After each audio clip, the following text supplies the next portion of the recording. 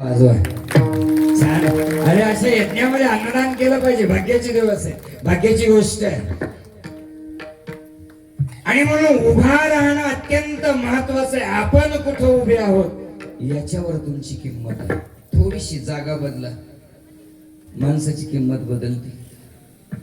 चुलीमधली राख वाटीमध्ये घेतली आणि भगवंताच्या पुढे आणून ठेवली, काय झाला? अंगारा. अंगारा. चुलीतली राख तुम्ही तशी वापरत नाही. जागा बदलली, अंगारा झाला, कपाळाला लावली, मस्तकाला लावली, जागा बदलली. एखाद्या माणसाने दुकानामधून पेढे आणले, रस्त्यावर कोणी घेणार नाही. तेच पेढे घ्या, देवाच्या दारात उभं राहा आणि मग वाटा. काय होईल? तो प्रसाद होईल. जागा बदलली, किंमत बदलते माणसाची. थोडीशी जागा बदलवता आली पाहिजे. आज आमच्या देशामध्ये एवढी प्रचंड जनसंख्या वाढत आहे, परंतु या सगळ्या संख्येकडे बघितल्यानंतर असं लक्षात येतं की आजही आमचा तरुण दिशाहीन झालेला आहे. पण धनस गावातले तरुण मंडळी इथं मला दिसल्यानंतर मला इतका आनंद झाला, इतका आनंद झाला. खरोखर असं गाव घडण्याची गरज आहे. माणसांची संख्या किती कीर्तनाला आहे याला महत्व नाही. तरुण पोरं, तरुण मंडळी जी संत महात्मे पाहिल्याबरोबर माथा टेकवतात, हे त्यांचं उदाहरण आहे. ज्यांनी शिकवलं असेल, ज्या गुरूंनी या लेकरांना, ते खूप धन्य आहे. त्या धन्यवादाला पात्र आहे. मी गाडीतून उतरल्याबरोबर कमीत कमी 50 पोर असतील पाया पडणारे. कोणी शिकवलंय?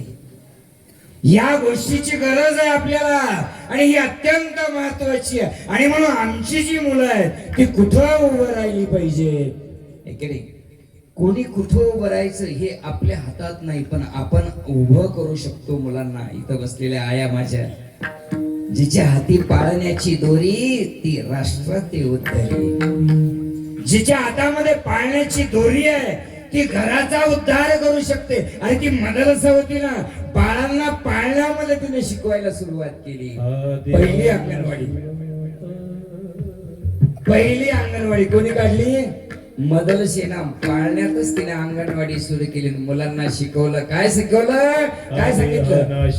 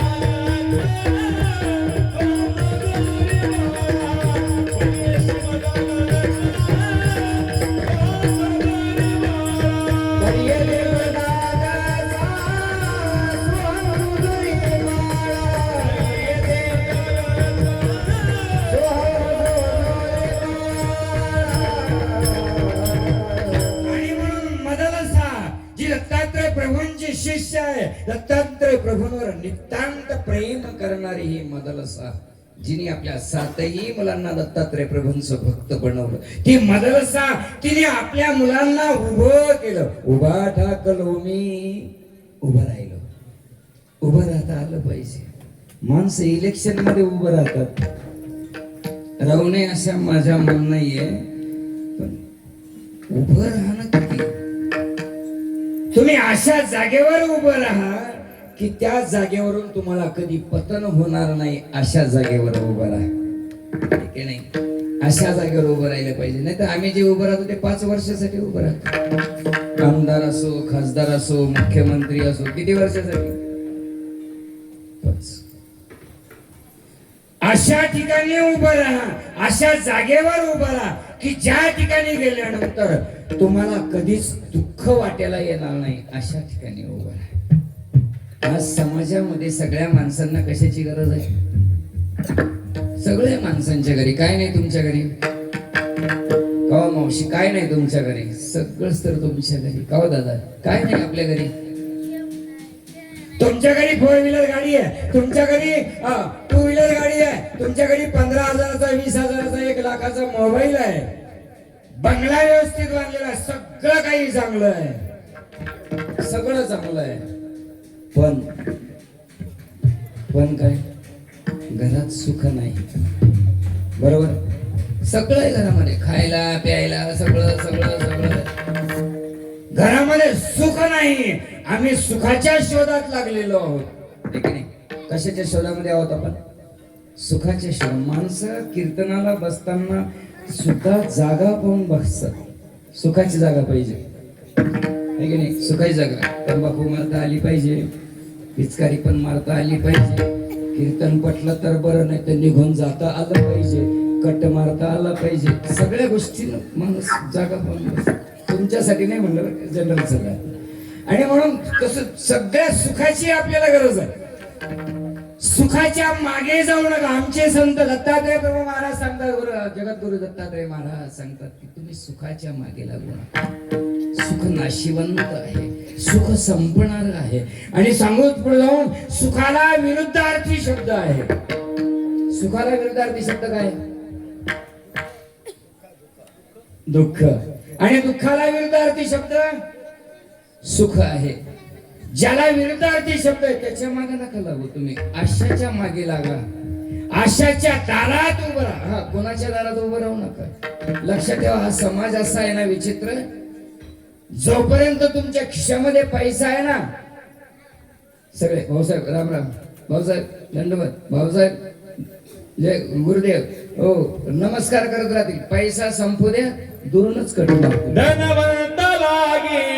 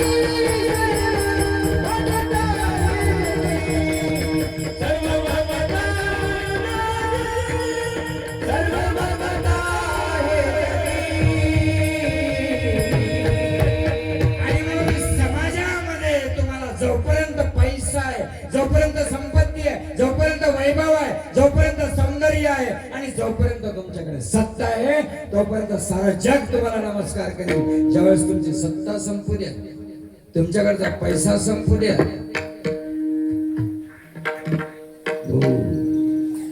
कोणी नाही. इलेक्शनच्या पिरियड मध्ये प्रचार करणारा नेता गावातून निघाला का ड्रायव्हरला विचारित असतो, कस काय मग आपल्याबद्दल गाव बरं वाटलं. त्या ड्रायव्हरला कळून चुकलेलं असतं की याला घरातले माणसं मत देणार नाही, तरी पण तो म्हणतो नाही नाही साहेब 100% गाव आपलंच. समाज कसा आहे आणि म्हणून कुणाच्या दारात उभं राहायचं हे लक्षात ठेवा. जी माणसं आपली वाटतात ना ती आपली माणसंच नाहीये. आणि म्हणून तुम्ही सुखाच्या मागे सुद्धा धावू नका. कारण या संसारामध्ये दुःख अधिक आहे. सुख पाहता जवा पाडे, दुःख पर्वता एवढं दुःख या संसारामध्ये आहे. कोण संसारामध्ये सुखी आहे? जगी सर्व सुखी असा कोण आहे, विचारी मना तोची शोधोनी. पण कोण सुखी आहे? या संसार नगरी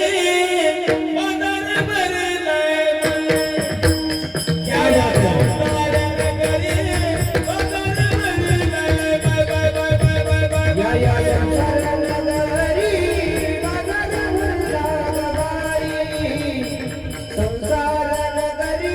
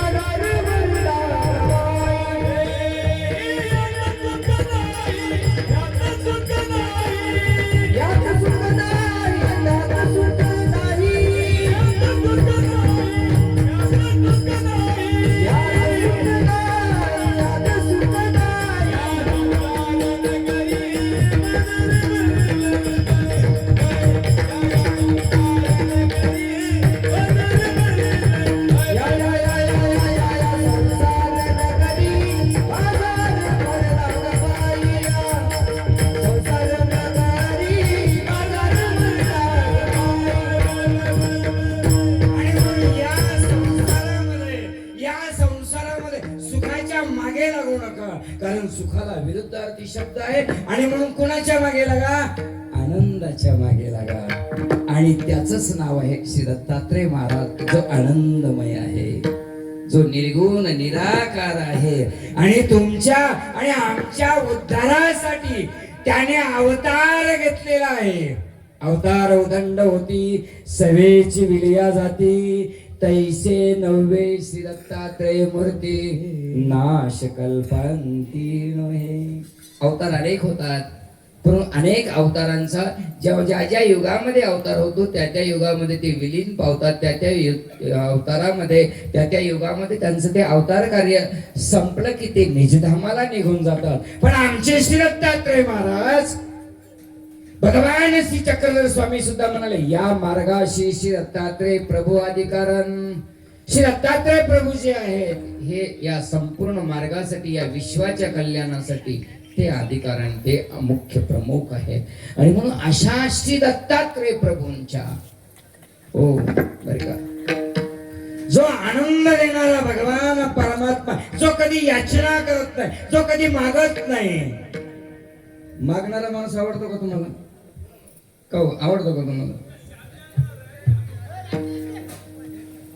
मागणार थोडा चण द्या ना, पुढे असली तर द्या ना. जो मागतच राहतो नेहमी, आवडतो का? एकदा दोनदा द्या तुम्ही त्याला, एक भुटका असलं तर बघून त्याला.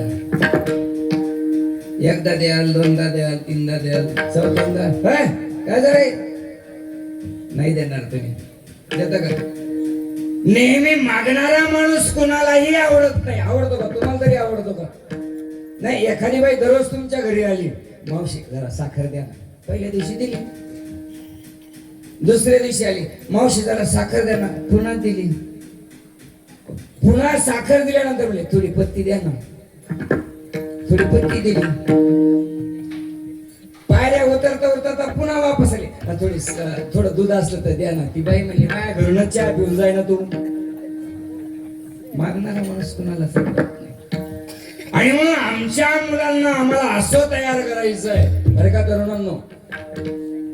तुमच्या पॉम्पलेटवर छत्रपती शिवाजी महाराजांचा फोटो दिसला म्हणून बोलायचंय मला आता, की ज्या छत्रपती शिवाजी महाराजांच्या आईनं त्यांच्या मुलाला उभं केलं, हिंदवी स्वराज्य निर्माण करण्यासाठी उभं केलं. आम्हाला आमच्या मुलांना उभं करता येणं गरजेचं आहे. कसं उभं केलं? कशी डोळे, कशी नजर आहे जिजाऊची. स्वामी विवेकानंदांची आई, तिनं उभं केलं आपल्या मुलाला. कसं उभं केलं? शिकागोच्या धर्म परिषदेमध्ये जेव्हा महात्मा फकीर, संन्यासी, लुंगीवाला, पटका बांधलेला, भगवे वस्त्र धारण केलेला, शिकागोच्या धर्म परिषदेमध्ये उभा राहिला. सगळ्या लोकांना वाटलं काय बोलणार हा माणूस, काय बोलणार हा माणूस. उभा राहिला तो. उभा ठाकलो मी. उभे राहिले होते स्वामी विवेकानंद. शिकागोच्या धर्म परिषदेमध्ये उभे राहिले होते. 2 मिनिटं त्यांना वेळ दिली होती भाषणाची. किती मिनिटं? 2 मिनिटं. पण त्या 2 मिनिटांमध्ये ते असे उभे राहिले, त्यांनी फक्त शब्द काढला, माझ्या बंधू आणि भगिनींनो. सगळ्यांना इतका आनंद झाला की अरे हा आपल्याला बहीण म्हणतोय, हा आम्हाला भाऊ म्हणतोय. आतापर्यंत आम्हाला कोणी बहिणीच्या नजरेनं बघितलंच नाही. खूप प्रचंड भाषण झालं. 2 मिनिटाचं भाषण, 20 मिनिटं भाषण चाललं. टाळ्यांचा कडकडाट चालू होता. सगळी माणसं भाषण संपल्यानंतर त्यांचा फोटो काढायला आले. त्या गर्दीमध्ये एक मुलगी त्यांच्याकडे आली, तरुण मुलगी. विवेकानंदांना म्हणले, एक्सक्यूज मी महाराज, मला आपल्याशी काही महत्वाचं बोलायचं आहे, जरा बाजूला या. ते म्हणले इथंच बोला ना, सगळी माणसं इथं बोला. नाही म्हणले प्रायव्हेट बोलायचंय. म्हणले बाजूला नेलं थोडस. तिने म्हटले महाराज तुमचं भाषण किती छान झालं, तुम्ही किती प्रवचन छान केलं. म्हणले धन्यवाद, थँक्यू. नाही म्हणले माझी एक रिक्वेस्ट आहे, माझी एक विनंती आहे. म्हणले काय? मला तुमच्याशी लग्न करायचं आहे, तुम्ही तरुण आहात. त्यावेळी विवेकानंदांचं वय होतं 21 वर्षाचं वय होतं. हा 21 वर्षाचा माणूस महात्मा ते मुलगी म्हणते, महाराज मला तुमच्याशी लग्न करायचं आहे.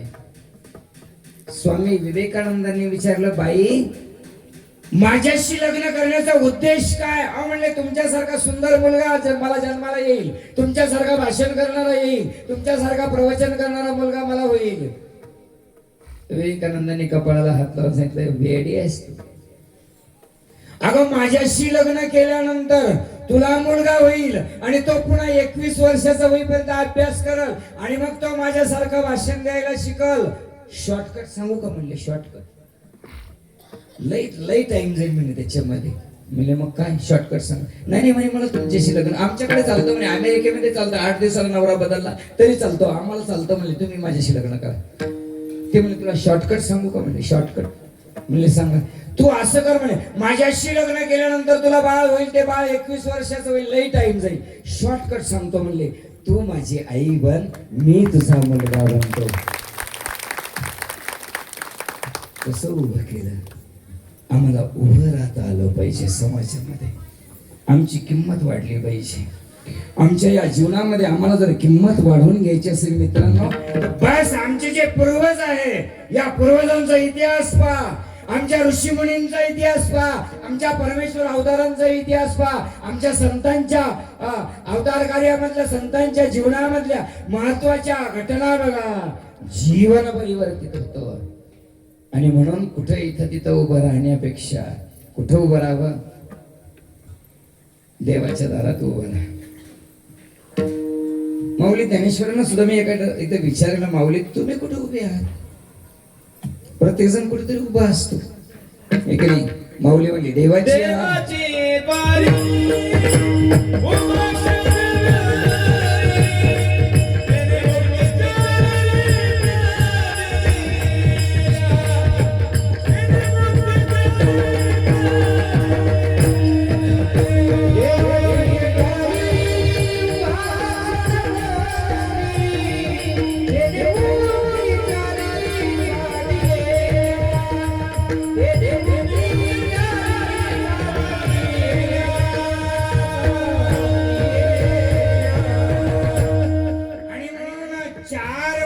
देवाच्या दारात उभं राहिल्यानंतर मिळतात, असं माऊलींचं ज्ञानोबांचं मत आहे.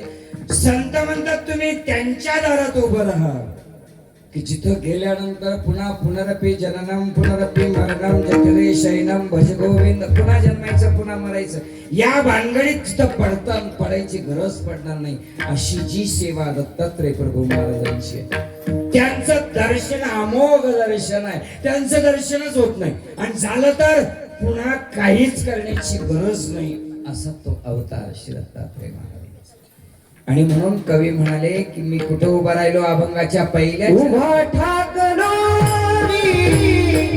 दत्ताची उभा ठाकलो उभा ठाकलो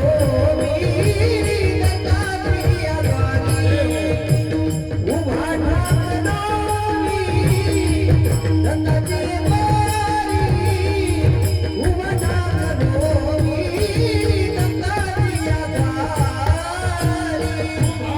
दत्ताची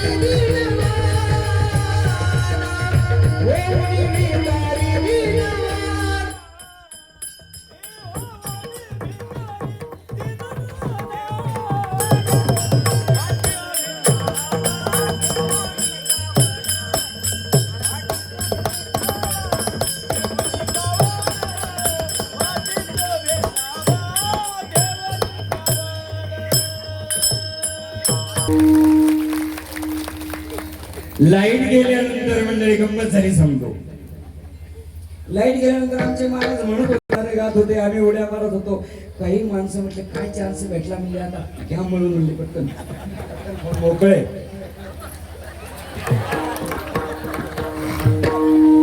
जमलं का? दत्ता प्रभो दत्ता प्रभो दत्ता प्रभो दत्ता प्रभो दत्ता प्रभो दत्ता प्रभो दत्ता प्रभो दत्ता प्रभो.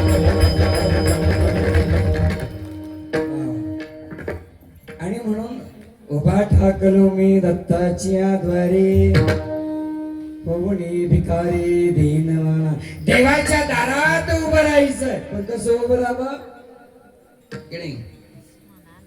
देवाच्या दारात जात असताना, देवाच्या मंदिरात जात असताना कसं केलं पाहिजे हे अत्यंत महत्वाचं आहे. आमचे संत म्हणतात, रिक्त हस्ते न पश्यन्ति राजानां देवता गुरु. रिकाम्या हातानं देवाच्या दर्शनाला जायचं नसतं. पाणी घेऊन जा, फूल घेऊन जा, पुष्प घेऊन जा, है की नाही? देवाच्या दारात उभं राहायचंय. कुठं उभं राहता आलं पाहिजे. अर्जुन सम्रांगणावर उभा राहायला तयार नव्हता. भगवान कृष्ण महाराजांनी त्याला उभं केलं. उभं राहता आलं पाहिजे. भगवान श्री चक्रधर स्वामींनी सुद्धा नागदेव आचार्यांनी माईमट्टांना उभं, अरे तुम्ही उभं तर राहा. ठीक आहे. ज्यांना करायचं नसलं ना ते लई नाटकं करतात. ऐक नाही, ज्यांना करायचंच नाही ना, त्या एखाद्या पोराला जर सांगितलं की भोकरचे कपाटे बुवा नवनाथ भाऊच्या घरी आलेले आहेत, त्याला बोलून आण. पोराच्या मनात नसलं तर काय म्हणतं पोरगं माहिती का तुम्ही? तिथं नसले मग सकाराम पाटलाकडे पा, आणि तिथं कुत्रं असलं मग. ज्याला करायचं नाही ना ते लई नाटकं करतं. आणि म्हणून ज्याला करायचं आहे त्यांनी अशा आदर भावनेनं केलं पाहिजे. एक नाही, अशा महात्म्यांच्या संतांच्या जवळ गेल्यानंतर देवाच्या दारात जायचंय ना, देवाच्या दारात जाताना कसं झालं पाहिजे? लीन होऊन जाता आलं पाहिजे, नम्र होऊन झालं पाहिजे. नम्र जो होतो ना, नम्र नम्र झाला झाला भूता, तेरी कोणीले आनंदा,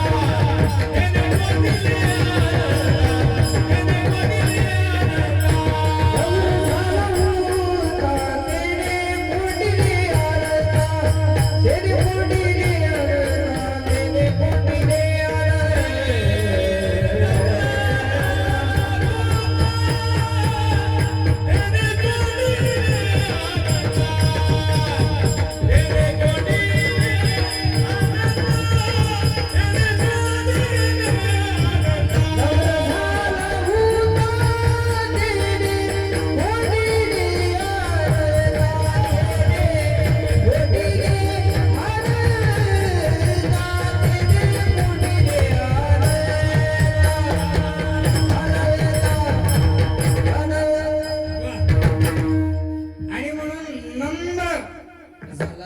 नम्रता अत्यंत महत्वाची.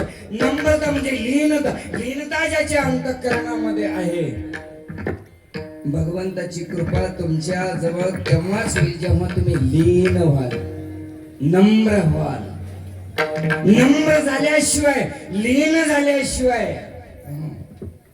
रंक झालं पाहिजे. बोलताना तुमच्या भाषेमध्ये गोडवा असला पाहिजे. बोलताना कसं बोललं पाहिजे? गोड बोललं पाहिजे. कसं बोला बाया? गोड बोललं पाहिजे. आणि इतकं गोड बोला, इतकं चांगलं बोलता आलं पाहिजे माणसं. आमच्या गावात नाम्या नावाचं पोरग आहे, आबाजानी राहतं भोकरला. बरं का मामा, गाडेगावकर मामा. आमच्या भोकरला, आमच्या आबादानीमध्ये एक नाम्या नावाचं भलतं विचित्र माणूस. इतका विचित्र पोरगा, इतका विचित्र. त्याला सांगितलं, अरे तू जेवताना तरी बायकोला चांगलं म्हणायचं आहे. बरं बरं बरं बाप्पा, आजपासून कधी जेवताना तिला चांगलं म्हणा. बसलं जेवायला. पहिल्यांदाच ऐकलं माझं कीर्तन, म्हणून ते घरी जेवायला बसलं. आता कधीच चांगलं न म्हणणारा नवरा नाम्या बायकोला म्हणा, वरण किती खास केलं म्हणलं तू आज. इतकं वरण, इतकं छान वरण कधीच केलं नाही. बायकोची तळपायची आग मस्तकाला गेली म्हणजे मेला कधीच चांगला म्हणत नाही, आज का पण चांगला म्हणून राहिला. एकदा ऐकून घेतलं, पुन्हा वरण वाढायला आली. वा, इतकी फोडणी छान बसली ना म्हणे, याला याच्यासारखं वरण तो आयुष्यात कधी केलं नाही, किती छान केलं. ते गॅसवर ठेवलेलं होतं गरम करायला वरण, ते तिला राग आला, ती भस्कन आणलं आणि ती तिच्या अंगावर होत. मर म्हणले, काय गिळ म्हणले सगळं. तुम्हाला कपटी बस ऐकून नुकसान झालं का म्हटलं आपलं. अगं महाराजांनी सांगितलं तर बायकोशी तरी जेवताना गोड बोललं पाहिजे म्हणे. ती म्हणली आयुष्यात कधी गोड बोलले नाही, चांगलं बोलले नाही, आज शेजारणीचं वरण आणलं तर तिचं कौतुक करता का म्हणले तुम्ही. गोड बोलता आलं पाहिजे, गोड बोलणं. प्रिय वाक्य प्रधानेन सर्वे तुष्यन्ति जन्तवः. प्रिय बोलण्याने सगळे माणसं संतुष्ट होतात. चांगलं बोलता आलं पाहिजे. काही काही माणसं कधीच चांगलं बोलत कधीच नाही, कशाही राहू द्या, रागात राहू द्या, चांगलं राहू द्या, कधी राहू द्या, कधीच चांगलं बोलत नाही. एखाद्या माणसाला विचारलं बसलेला असला वाटेवर, त्याला जर अरे पाणी नको वाटू बघ, काही थंडीचा दिवस आहे, मी बोलणाऱ्याला कोरड पडली बेस खाली, काही नको देऊ पाणी. दत्तात्रय महाराजांच्या सेवेमध्ये असलेली माणसं 12-12 वर्ष पाणी पित नव्हती. अशी नाटकं नाही करायची कुणीच. पुढच्या उद्याच्या कीर्तनात कोणीच पाणी वाटायचं नाही. कीर्तनामध्ये पान खाऊ नये, तंबाखू खाऊ नये, वाईट बोलू नये, कोणाला अंतःकरणाला टोचेल असं सुद्धा बोलू नये. इतकं पवित्र कीर्तन असतं, कीर्तनाचं अंग, कीर्तनाचं अंग हे की नाही. आणि म्हणून आपण याच्यामध्ये आपली भाषा, आपलं बोलणं चांगलं असलं. काही माणसाला नाहीच बोलताय. एखाद्या माणसाला जर विचारलं ना, आमचं नाम आहे भोकरचं, त्याला जर विचारलं बसलेला असला आणि त्याला विचारलं काय चाललं नामो, बरं आहे का, बरं आहे का म्हणलं, त्याने काय म्हणायला पाहिजे, बरं म्हणायला पाहिजे. काय नाम आहे, काय करू राहिला, बसलेला होता. काय नाम आहे, काय करू राहिला, नाचू राहिलो, काय म्हणणं, बोलणंच नाही. नाम्या किती वाजले, कालच्या इतकेच वाजले. नीट बोलायचंच नाही. पेपर वाचत असला आणि शेजाऱ्याने म्हटलं थोडा पेपर दाखवा, ते थोडं फाडतन घ्या म्हणून लय नंबरिंग. बोलणं चांगलं असलं पाहिजे, माणसाचं सुंदर बोलणं असलं पाहिजे. शहादत्तांनी बोललं ते आजही आपल्या कीर्तनामध्ये अभंगामध्ये गायल्या जातं. बोलणं सुंदर असलं पाहिजे. शब्द हे सामर्थ्य आहे. भगवान श्री चक्रधर स्वामी म्हणतात शाब्दी सामर्थ्य, शब्दामध्ये सामर्थ्य असतं, शब्दामध्ये ताकद असते, शब्दामध्ये शस्त्र असतं. आणि म्हणून संत म्हणाले आम्हा घरी धन शब्दांची चिरत्न, शब्दे वाटू धन जन लोक. शब्द हे धन आहे. आणि म्हणून आपण नम्रतेनं देवाच्या मंदिरात जा. आणि जेव्हा नम्रतेनं देवाच्या मंदिरात, माणसं मंदिरातच जायला तयार नव्हतात. काही काही माणसं इतके नम्र, रस्त्याने जाताना मारुतीचं मंदिर असो, दत्ताचं मंदिर असो, कृष्णाचं असो, मंदिरात जाणारच नाही. रस्त्याने जाताना असं करतील बोट, एकच बोट एवढी माझ्या कपाळात काय ते मला माहितीच आहे. काही काही माणसं मंदिरात जातात, पण मंदिरात गेले की ते पायातले बुट काढावं लागतं. तिथे लिहिलं असतं कृपया चप्पल बाहेर काढा, लिहिलं असतं ना. आता ज्याची जुनी असते त्याला काही नाही, पण ज्याची नवी असते ना त्याला इतकं वाईट वाटतं, कोण्या चांडाळाने लिहिलं असं म्हणते. बरं लिहिलं तर लिहिलं, पण निदान असं लिहायला पाहिजे ना, कृपया चप्पल बाहेर काढा, आणि ज्याची नवी असेल त्याने मध्ये घेऊन जा. माणसं मंदिरातच जात नाही. मंदिरात दीनवान नम्र होऊन गेलो पाहिजे. मी कोण आहे माझा विसर पडला पाहिजे. मंदिरात जात असताना, भगवंताच्या दर्शनाला जात असताना तुम्ही कोण आहात, तुमच्या डिग्र्या, तुमच्या पदव्या, तुमचं पद, तुमची जात सगळं काढून टाका. दीनवान व्हा, रंक बना.